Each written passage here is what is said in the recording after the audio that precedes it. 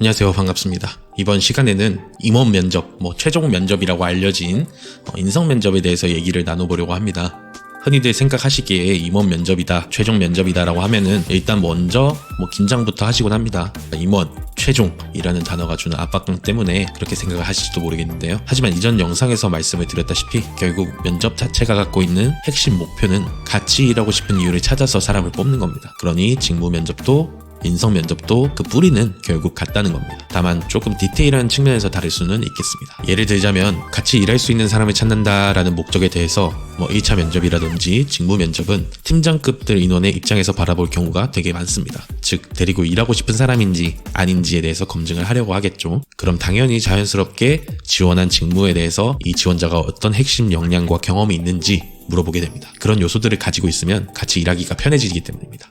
면접을 보는 사람들의 입장 때문에 직무 관련 경험 및 지식에 대한 질문이 많을 수밖에 없습니다. 하지만 임원 면접, 인성 면접 이런 것들은 같은 목적에 대해서 조금 다르게 접근을 합니다. 임원분들은 이미 회사 근무 경력이 많기 때문에 경험적으로 쌓인 데이터로 판단하기에 키워봤자 다 거기서 거기더라 라고 생각을 하시는 거죠. 반대로 후보자가 가지고 있는 정말 큰 성과를 낼 수 있는 특별한 역량이나 성질 그리고 경험에 대해서 좀 물어보곤 합니다. 그래서 그 질문들 자체는 인사팀에서 이렇게 질문하십시오 라고 제공하는 구조화된 질문이랑은 좀 거리가 있고 본인의 감 이런 거를 바탕으로 질문하시는 경우가 있습니다.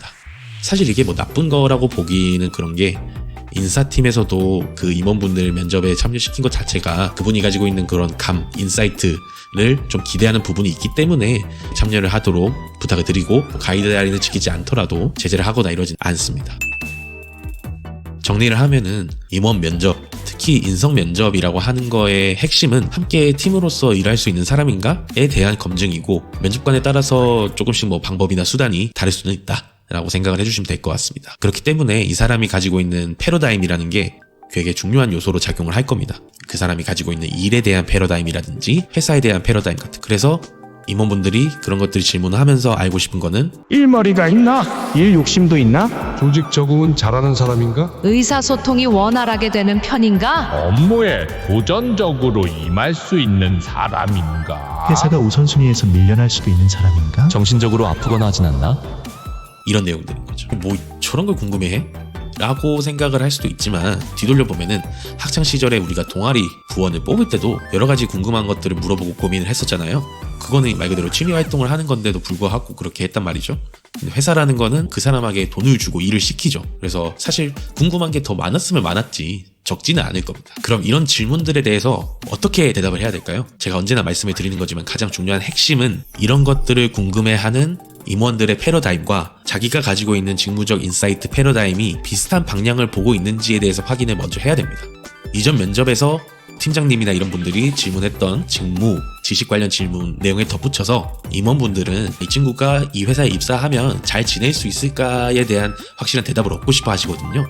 그렇기 때문에 유사한 패러다임으로 접근을 하시는 게 좋다. 왜? 같은 인식을 가지고 있으면은 이해하기가 더 쉽거든요. 여기다가 2가지 정도를 추가하면 더 좋은 대답이 되지 않을까 싶습니다.